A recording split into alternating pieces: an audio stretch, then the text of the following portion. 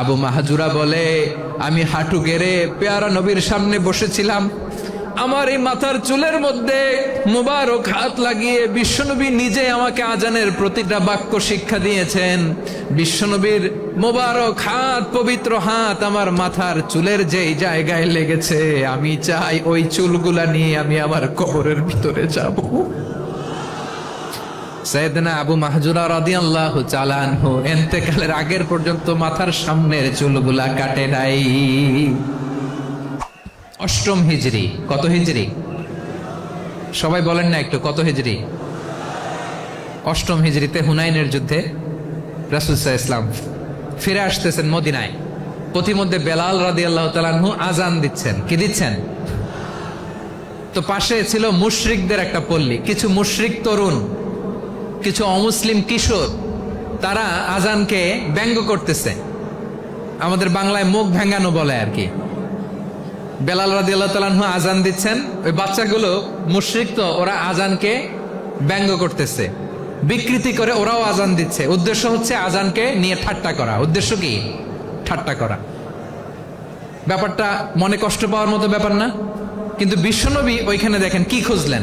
বিশ্বনবী খেয়াল করলেন অমুসলিম কিশোরদের মধ্য থেকে একটা কিশোরের গলাটা বড় দরাজ গলা, কণ্ঠটা বড় সুন্দর। খেয়াল করে দেখলেন যে কিছু কিশোর বেলালের আজানকে ব্যঙ্গ করে, বিকৃতি করে, কিন্তু একজনের কণ্ঠ দেখতে পাচ্ছেন না এত দূরে, কিন্তু কণ্ঠটা বড় সুন্দর, দরাজ গলা। বিশ্বনবী সাহাবীদেরকে বললেন, ধরো এগুলারে, ধরো। সবগুলারে ধরে বিশ্বনবী সামনে আনা হলো। ওরা হাঁটু গেড়ে বসলো। বিশ্বনবী বললেন, তোমাদের মধ্যে কে যেন ব্যঙ্গ করে আজান দিচ্ছিল, তার গলাটা বড় উঁচু, গলার বেসটা বড় মজবুত, মেলোডিয়াস, সুমধুর কণ্ঠ। কে? আবু মাহজুরা বলে, আমার বন্ধুরা সবাই আমার দিকে আঙ্গুল দেখায়, আমি পড়ে গেছি বিপদে। রাসূল সাল্লাল্লাহু আলাইহি ওয়াসাল্লাম বাকি অমুসলিম তরুণদেরকে ছেড়ে দিলেন, বললেন তোমরা যাও। এবার আবু মাহজুরারে পাইছে। আবু মাহজুরার চুলের মধ্যে হাত দিলেন বিশ্বনবী, মাথায় হাত দিয়ে বললেন, এবার আজান দাও দেখি। আবু মাহজুরা বলে, আমি তো আজান দিতে জানি না, কারণ আমি তো বেলালেরটা শুইনা দিছি, আমার তো মুখস্থ নাই, আমি তো আজান দিতে জানি না। বিশ্বনবী বললেন, জানো না? তাহলে আসো, আমি তোমারে শিখাই দেই। সুবহানাল্লাহ পড়েন। আবু মাহজুরা হাঁটু গেড়ে বসে, বিশ্বনবীর মোবারক হাত আবু মাহজুরার চুলের মধ্যে। বিশ্বনবী আজানের মুআল্লিম আবু মাহজুরাকে বলতেছে, ঠিক আছে তোমারে শিখাই দিচ্ছি, আমি যা যা বলবো আমার সাথে সাথে বলো, পারবা? আবু মাহজুরা বলে, পারবো। বিশ্বনবী আজান দিচ্ছেন, মাথায় হাত দিয়ে আল্লাহু আকবার,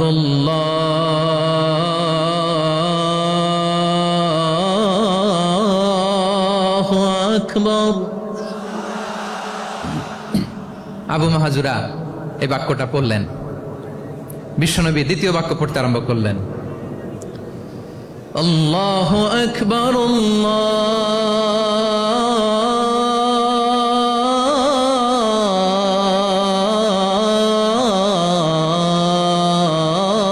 আল্লাহু আকবার। আবু মাহজুরা এই বাক্যটা বললেন। বিশ্বনবী আবু মাহজুরার মাথার মধ্যে হাত দিয়ে তৃতীয় বাক্য পড়লেন, আশহাদু আল্লা ইলাহা ইল্লাল্লাহ।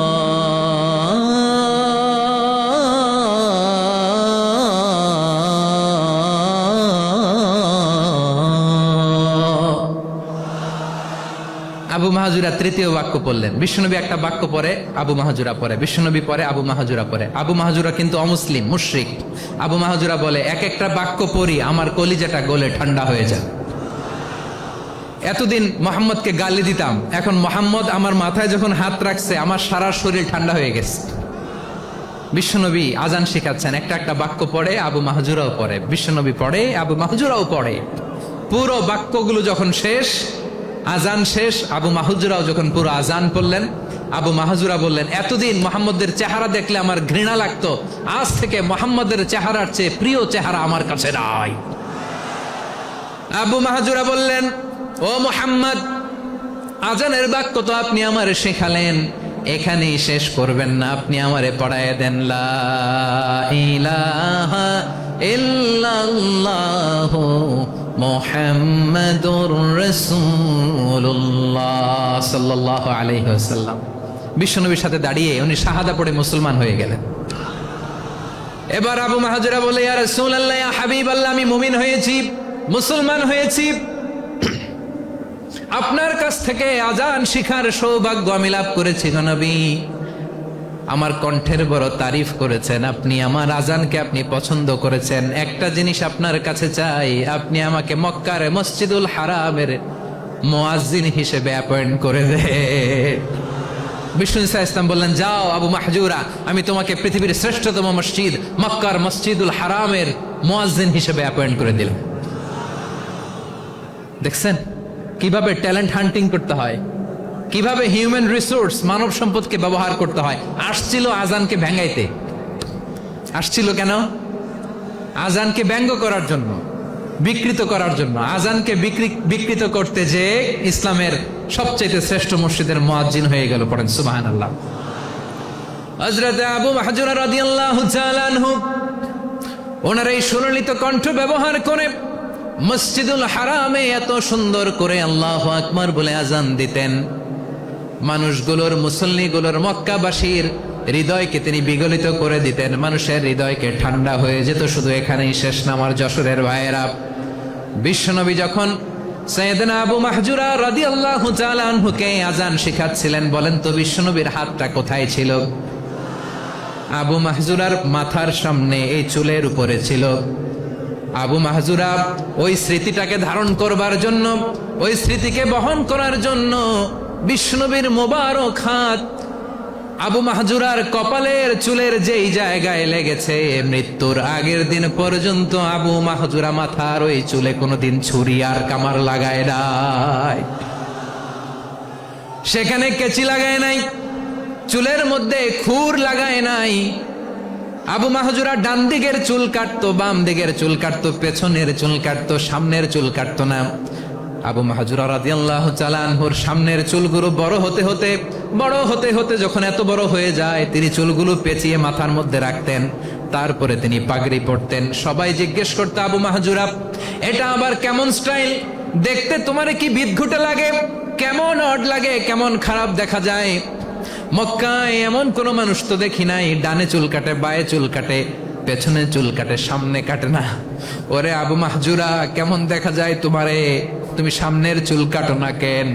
আবু মাহজুরা বলে, আমি হাঁটু গেড়ে পেয়ারা নবীর সামনে বসেছিলাম, আমার এই মাথার চুলের মধ্যে মুবারক হাত লাগিয়ে বিশ্বনবী নিজে আমাকে আজানের প্রতিটা বাক্য শিক্ষা দিয়েছেন।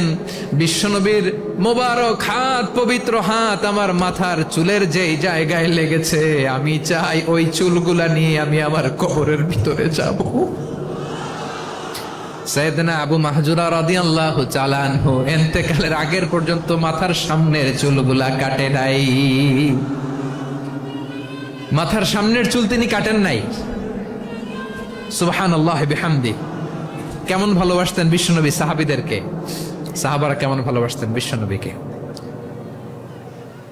সামনের চুলগুলো বড় হতে হতে এত বড় ছিল, পেঁচিয়ে রেখে পাগড়ি পরতেন, কাটতেন না। নবীর হাত লেগেছিল। সুবহানাল্লাহ পড়েন। তাহলে হোয়াট ইজ দ্য লেসন?